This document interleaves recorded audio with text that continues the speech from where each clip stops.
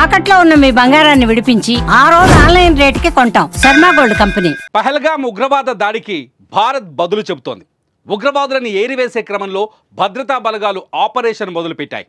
నిన్న కొందరు ఉగ్రవాదుల ఇళ్లను నేలమట్టం చేయడంతో పాటు ఓ ఉగ్రవాదిని మట్టుబెట్టిన భారత భద్రతా బలగాలు తాజాగా లష్కరే తోయిబా ఉగ్రవాదులు పహల్గామ్ దాడితో సంబంధం ఉన్నట్టు అనుమానిస్తున్న పలువురి నివాసాలను నేలమట్టం చేశాయి. దక్షిణ కశ్మీర్లోని పలు ప్రాంతాల్లో రాత్రికి రాత్రే ఈ కూల్చివేతలు జరిగాయి.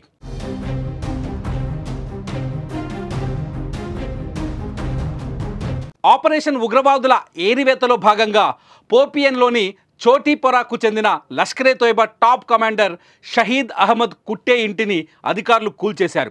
గత 3-4 ఏళ్లుగా కుట్టే ఉగ్ర కార్యకలాపాల్లో చురుకుగా పాల్గొంటున్నట్లు తెలుస్తోంది. అలాగే కుల్గాంలోని మతల్హామాకు చెందిన క్రియాశీల ఉగ్రవాది జాహిద్ అహ్మద్ ఇంటిని కూడా ధ్వంసం చేశారు. పుల్వామా జిల్లాలో లష్కరే ఉగ్రవాదులు ఎహసాన్ అహ్మద్ షేక్, హరీస్ అహ్మద్ల ఇళ్లను కూడా బలగాలు కూల్చివేశాయి. వీరిద్దరూ 2023 నుంచి క్రియాశీలకంగా ఉన్నట్లు సమాచారం.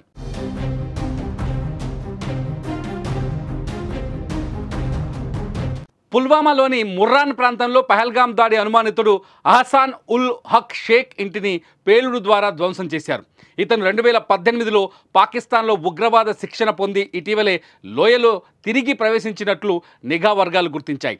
త్రాల్లోని మొంఘామాల్లో అనుమానిత ఉగ్రవాది స్థానిక లష్కరే కమాండర్గా భావిస్తున్న ఆసిఫ్ షేక్కు సంబంధించిన ఇంటిని తనిఖీ చేస్తుండగా అనుమానాస్పద వస్తువులు కనిపించడంతో బలగాలు వెనక్కి తగ్గాయి. అలా వెనక్కు తగ్గిన కొద్దిసేపటికే ఆ ఇంట్లో భారీ పేలుడు సంభవించడంతో లోపల పేలుడు పదార్థాలు ఉండి ఉండవచ్చని భద్రతా బలగాలు అనుమానం వ్యక్తం చేస్తున్నాయి.